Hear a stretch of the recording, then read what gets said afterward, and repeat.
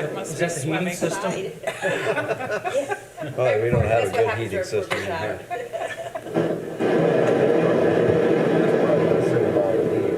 Hey, Jack, can you hear us?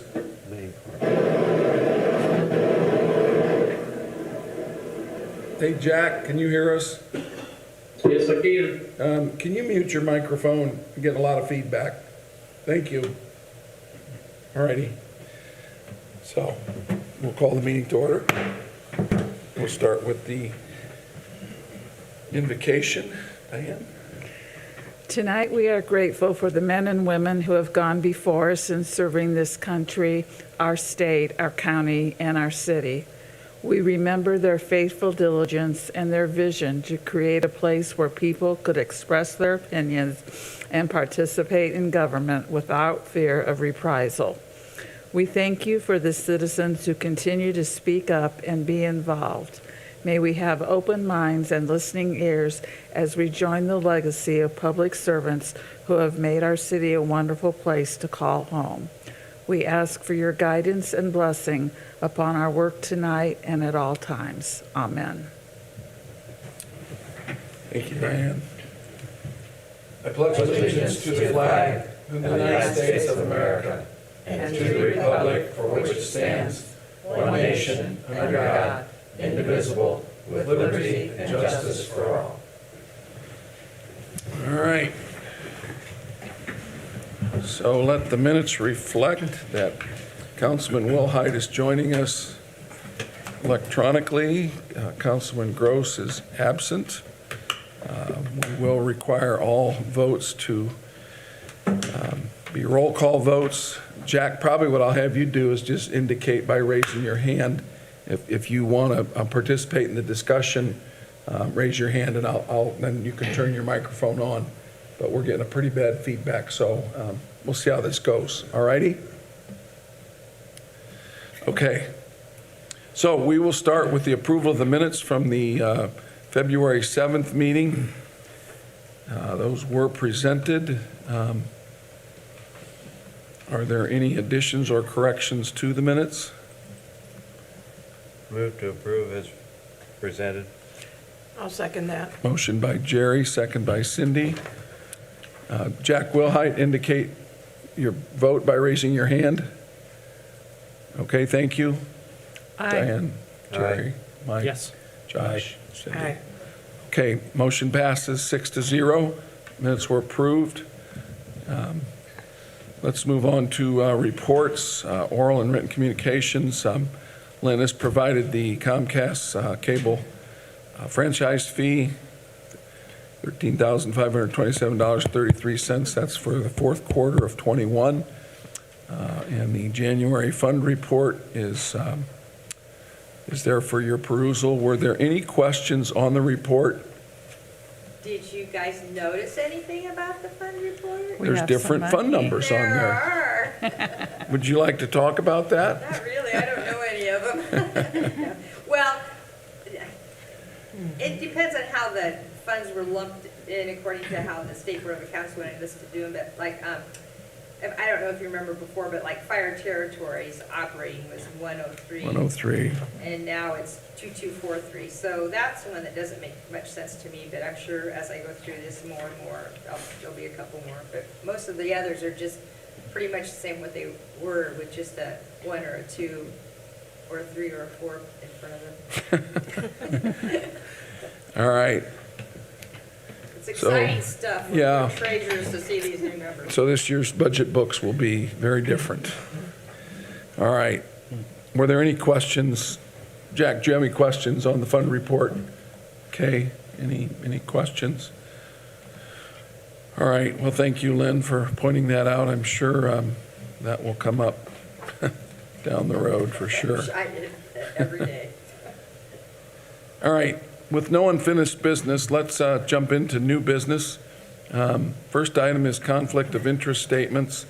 Looks like we've got quite a few here.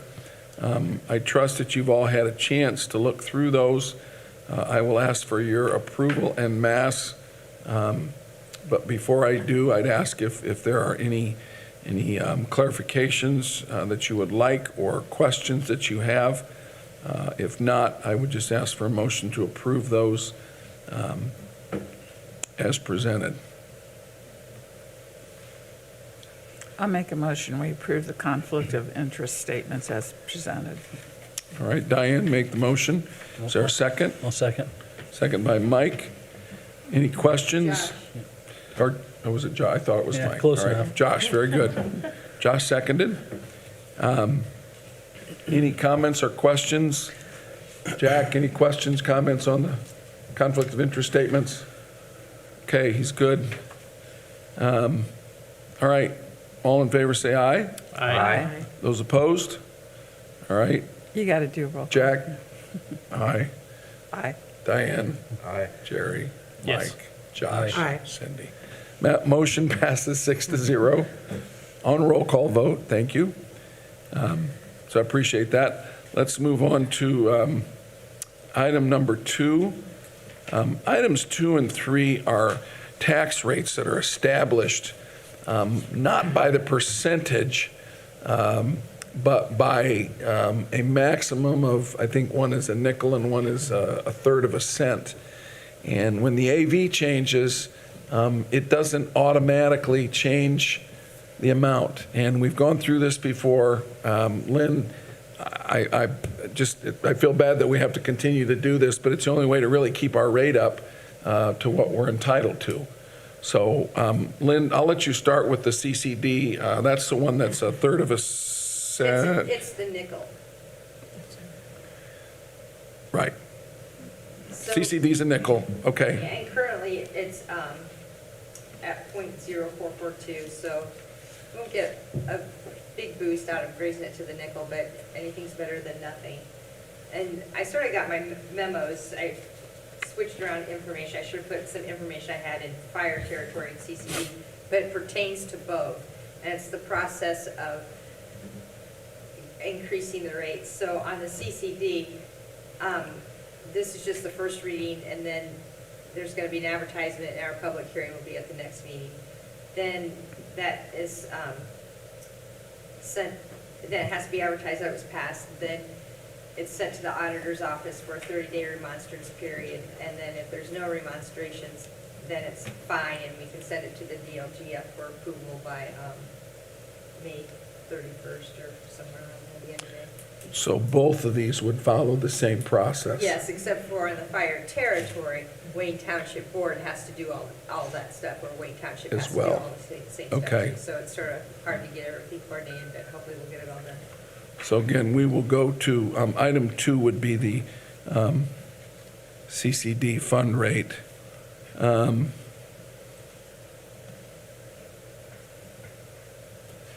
So your agenda is in error. It says public hearing. Yeah. Which is not, the public hearing is not tonight. It would be the second, March 7th. if approved tonight, it would be the second reading. So tonight is just asking questions.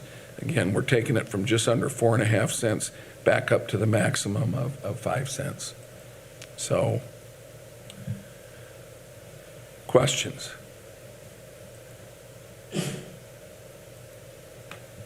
All right. Is there a motion on ordinance 2022-0301? That's so moved. Okay, motion by Jerry. Is there a second? Michael? All right. Jack? No questions? All right. All right, Jack, your first vote. Aye. Aye. Diane? Aye. Jerry? Aye. Mike? Aye. Josh? Cindy? All right. Ordinance 2022-0301 passes 6-0.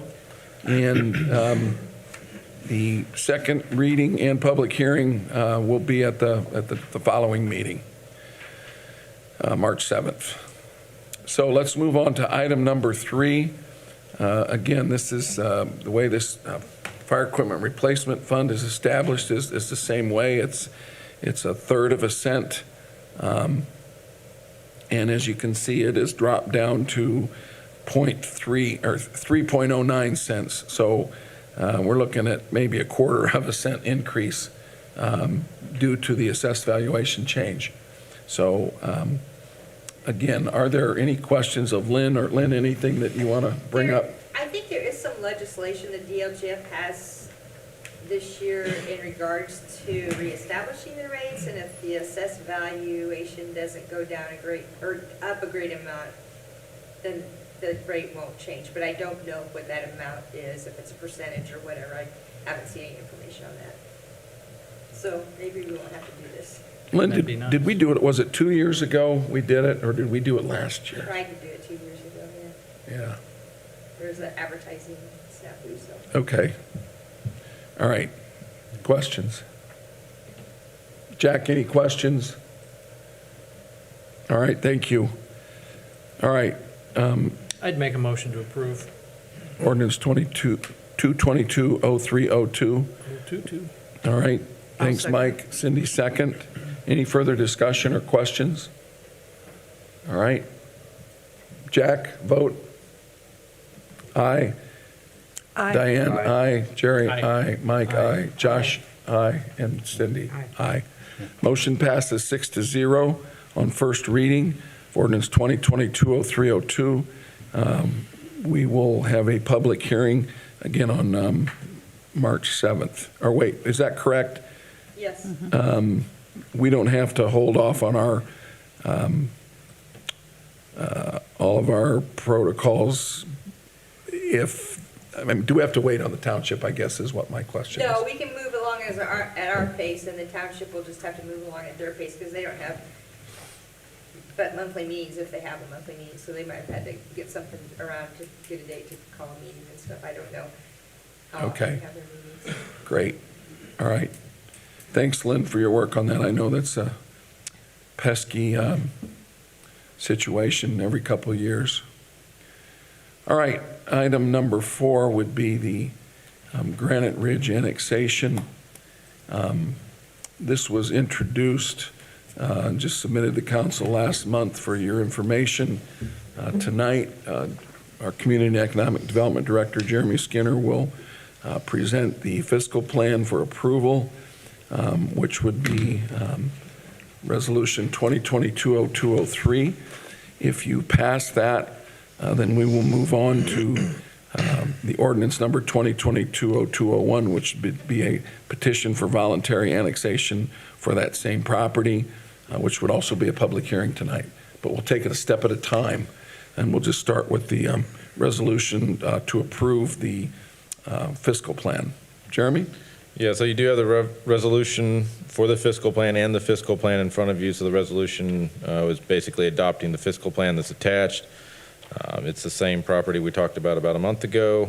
There are some costs in here for you to look at. If you go to the very back, it goes through the impact on all the taxing agencies, which isn't a huge lot because there's really nothing there at this moment. So it shows you for year 1 through 4, the tax impact on the county, the township, the school, the library, and the special district. At the back, it also has an appendix that talks about additional costs due to annexation. So we based it off of just kind of an average cost per an acre. So you can see where the police would have some costs. There are no streets as part of this. All the streets would be built yet, so there's no street cost to maintain. And then you have an estimated levy increase and then the estimated additional cost, which shows a balance out. Now, obviously, as the property develops, those numbers will change dramatically. But for now, this is just a roughly 40-acre parcel that is vacant. The proposed residential development. So that's a real quick overview of the fiscal plan. If you haven't read it, it's just full of great information. Not really, but if you have any questions, I'll be more than happy to answer. So you would, in theory, approve this resolution prior to having the first reading on the ordinance. The ordinance, like Joe said, is a public hearing, so we'd open that up to the public after you would approve the resolution. The fiscal plan has to be approved prior to the ordinance. Jeremy, I assume that utility improvements don't show up on the fiscal plan at this point? No, so it's all just what is there now, right? Got So it. it's a snapshot of what's there, which is basically a 40-acre field. So everything is based on what's there, not what will be there. Very good. Thank you. Questions? I'd make a motion to approve. Motion by Mike, is there a second? Second. Jack, did you have any questions, comments?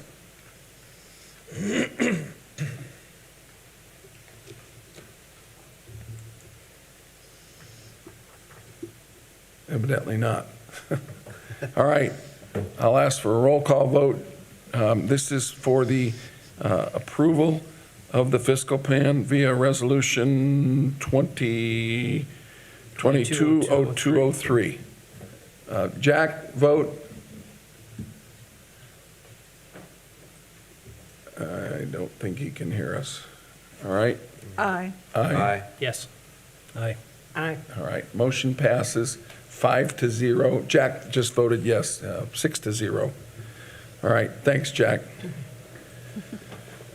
Okay, so with the approval of the fiscal plan, and thank you for presenting that, Jeremy, and now we move into a advertised public hearing, and this would be the ordinance number 2022-0201, which is a petition for voluntary annexation.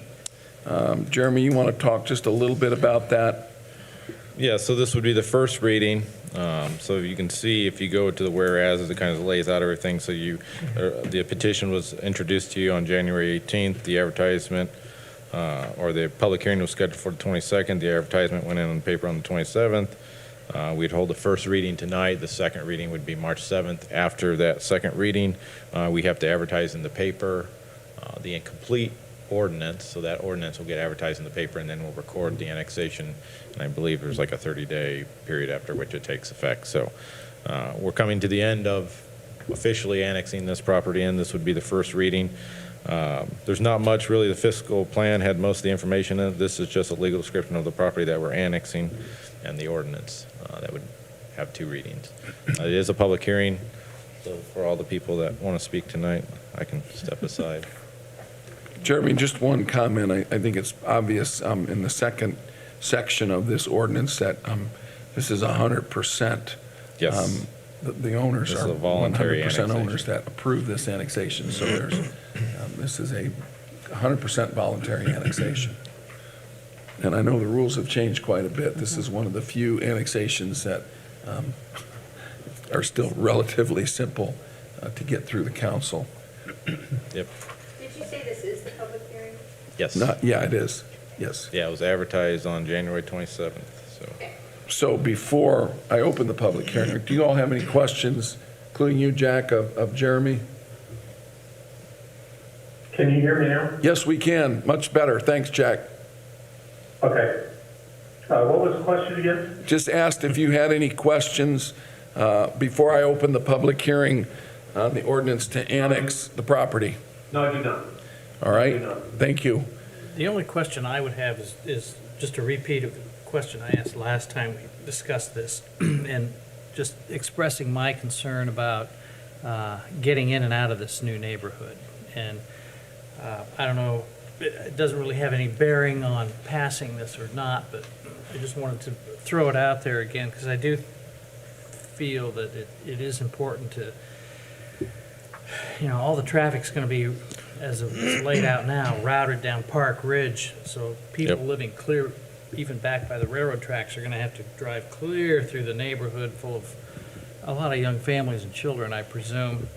And I don't know if there's a way to have any access to 200 South or even State Road 15. My other question was, I noticed that there's like a wedge on the north end of this.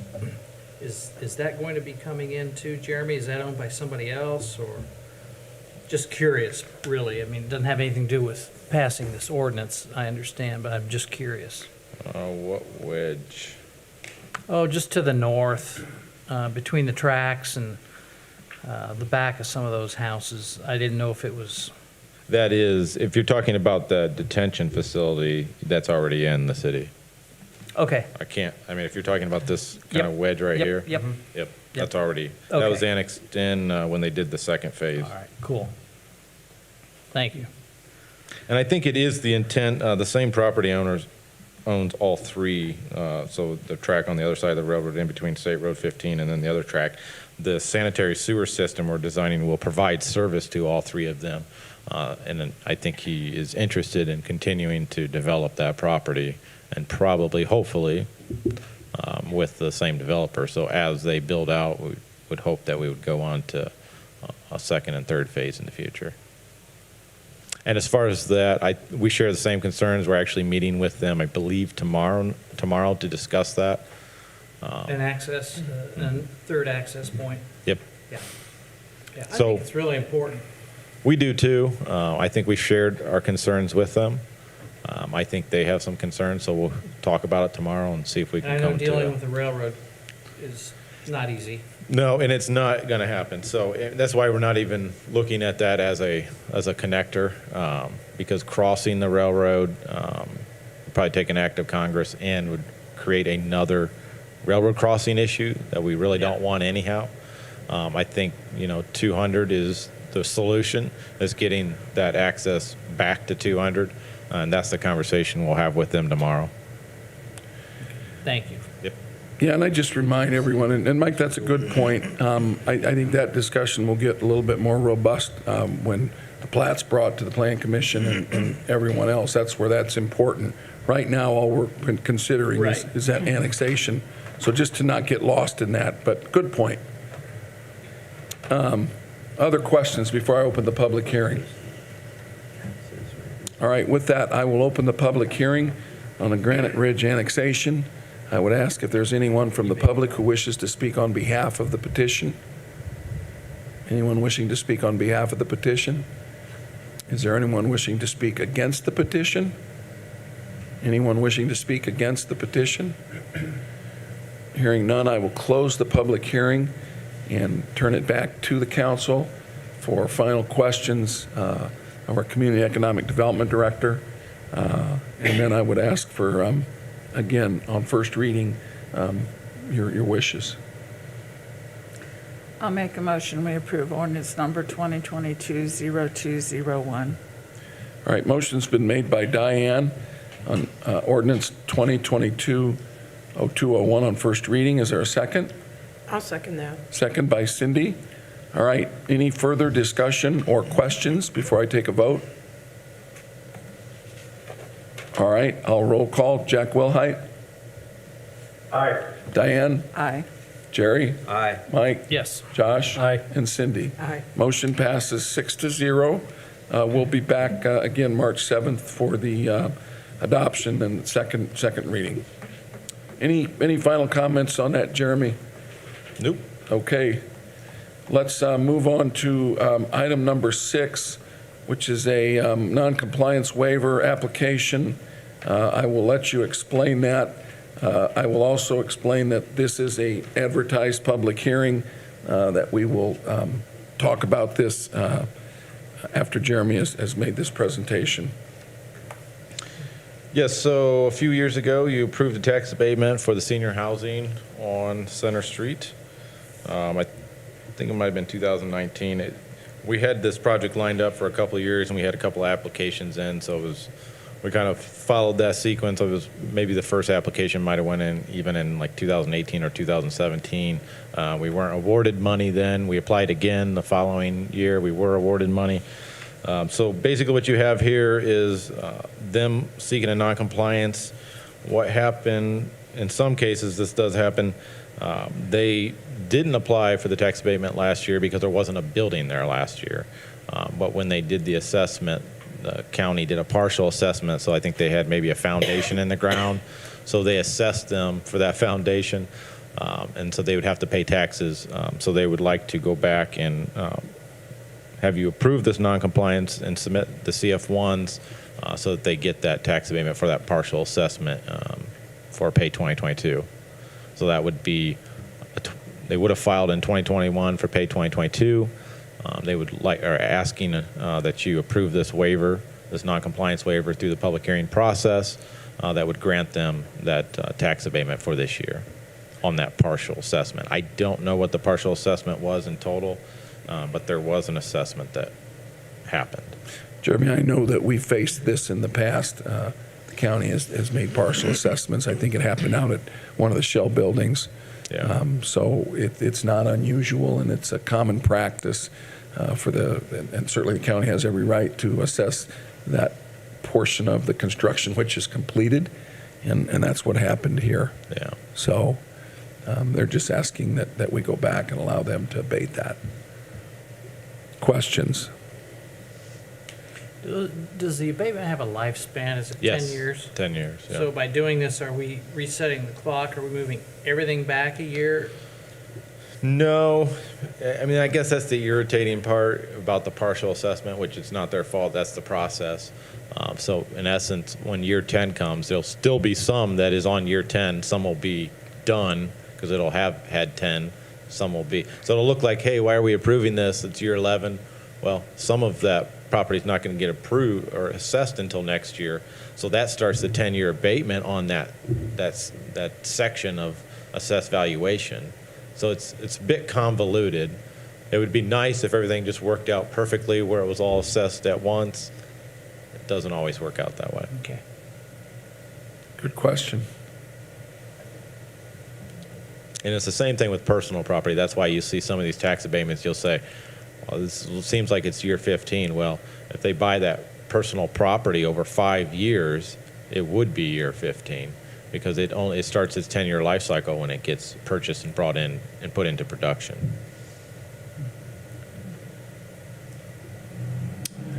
All right. Any further questions of Jeremy before I open the public hearing? All right, with that, I would open the public hearing and ask if there's anyone here wishing to speak on behalf of the petitioner. Anyone wishing to speak on behalf of the petitioner?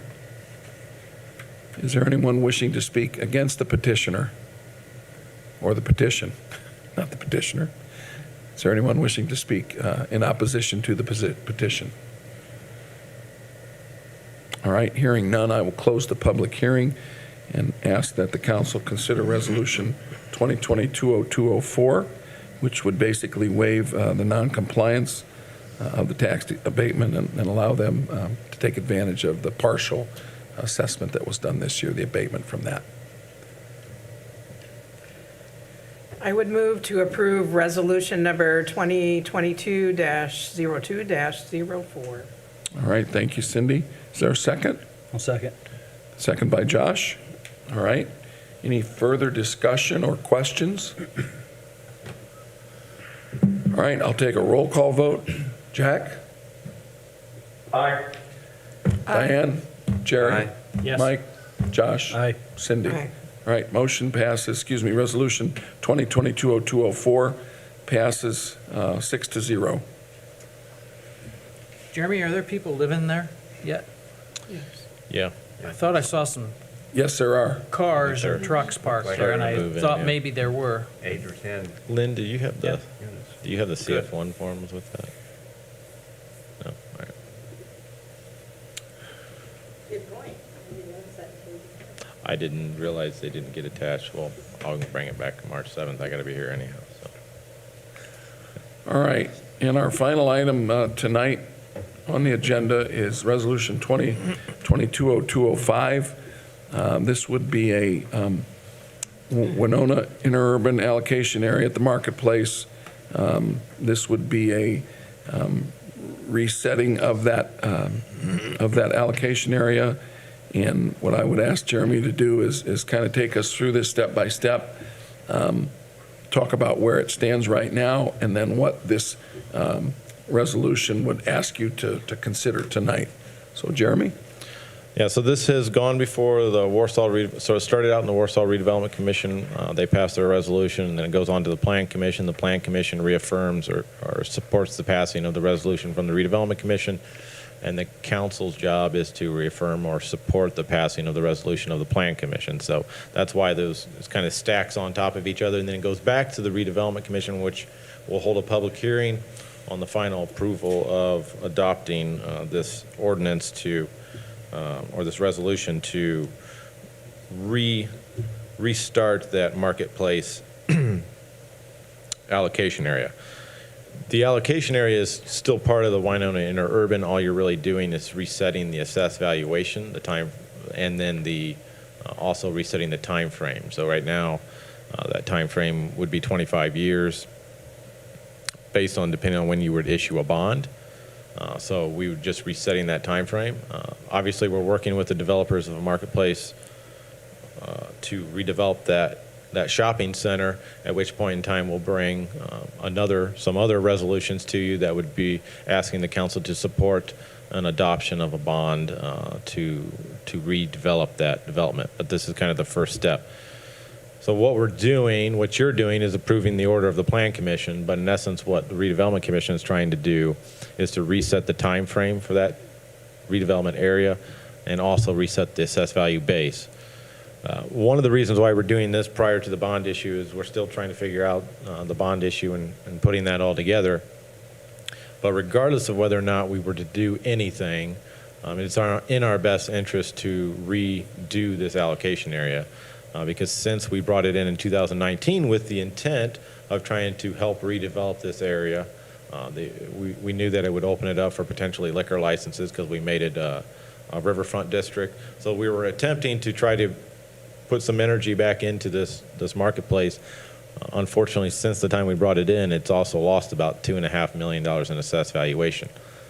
And that loss has significantly impacted the Winona interurban because any losses take away from any gains. So as we have had some growth in the Winona interurban, it's been pretty drastically offset by the losses in this allocation area. So it's doing two things. The first thing is setting us up to help the marketplace development when they bring something before you. And the second thing it's offsetting those losses that have occurred since 2019. So it's in our best interest to do this regardless of whether or not we can figure out a bond issue and present it to you in the near future. This is a good thing for us in terms of resetting that assessed valuation and getting rid of those losses that are currently on that Winona interurban area. So the building used to be worth this and the property, and because it's been sitting empty, it's lost this. So if we don't reset it down to where it's what it's worth now, it's worth this. The developer's going to have to put in a bunch of money to get it up to what it was. We're not going to collect any of that increment. So by setting it down where it is right now, that allows any investment by the developer to be recaptured as increment, which is going to help get this shopping center developed. So I know it's a little confusing, but resetting that. And Jeremy, we talked about this today, made a very good point. If we have these situations with empty buildings in the future, not just this one, it's probably something we should do. We're allowed to do it by statute, and it helps by resetting that TIF. It helps us recapture some of that increment rather than having to watch the value go down and then improve it back up before we collect the increment. Mm-hmm. So it really makes a lot of sense, and I appreciate Jeremy bringing this to us. We've been working with the developer for a while now. They've purchased the property. I know they're out there working now, and we're really anticipating some hopefully pretty robust return to retail out in that area. But it's going to require part of what we're doing tonight. And then, as Jeremy mentioned, we'll come back and look at using that increment to help pay for those improvements to resurrect that retail area. Had this company not bought this and that building continued to sit, Jeremy, you could probably speculate what the next steps might have been. Well, I think we're looking at this. That's what I'm saying. To us, we would be taking this step regardless. It happened pretty quick. I mean, we just added this area in 2019, and from 2019 to now, it's lost a pretty significant value, which has hampered the Winona interurban. We're not generating a large amount of TIF in that district as it is, and then to have a $202+ million devaluation right off the bat has not helped as we try to revitalize this area. So regardless of what happens with the marketplace, this is the first step in resetting that allocation area. It'll still be a part of the Winona Interurban. We'll still move forward with the marketplace project, and hopefully we'll have something before you in the next month on that. I think we're meeting with them tomorrow morning too. So a lot of conversations, a lot of good things happening, but it takes a little bit of time to get there. Questions? I'd just like to comment that the Plan Commission did approve it unanimously to pass it on to you. Yeah, both the Plan Commission and the Redevelopment Commission both unanimously approved their resolutions. With that said, I'd make a motion that we approve And I'll second. 2022-02-05. Motion by Mike, seconded by Diane. Any further questions or comments?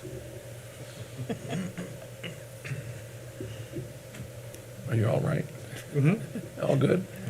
This isn't a public hearing, right? No. No, this is not. The All right. public hearing All in would be- favor, say aye. Aye. Excuse me, I have to take a roll call vote. Jack?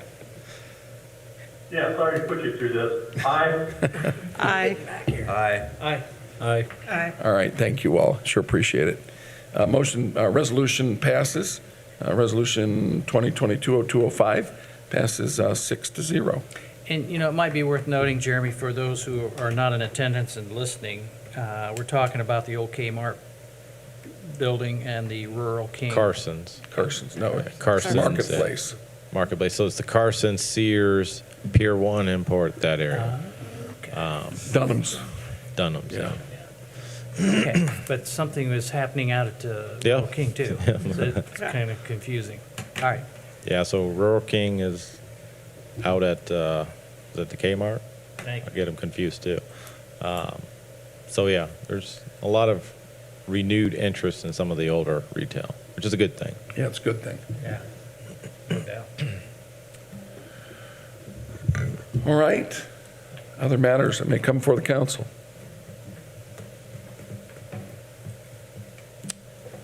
All right. With that, any items to be carried forward? Visitors, questions and comments? Sloaney, anything to, we need a little peep from the public tonight? Not at the moment, no, I'm good. All right, thank you. Well, then I'll ask for a motion to adjourn. So moved. Second. All right, thank you. Thanks, Jack. Yep, thank you. How's the race? Have that snow going for me, would you? How's the race yesterday? The race was great. Had a great time. And as you probably heard, another rookie won the Daytona 500, first race out, so. Oh, I think I'll go down there and rate. thanks. Lynn just cut you off, sorry.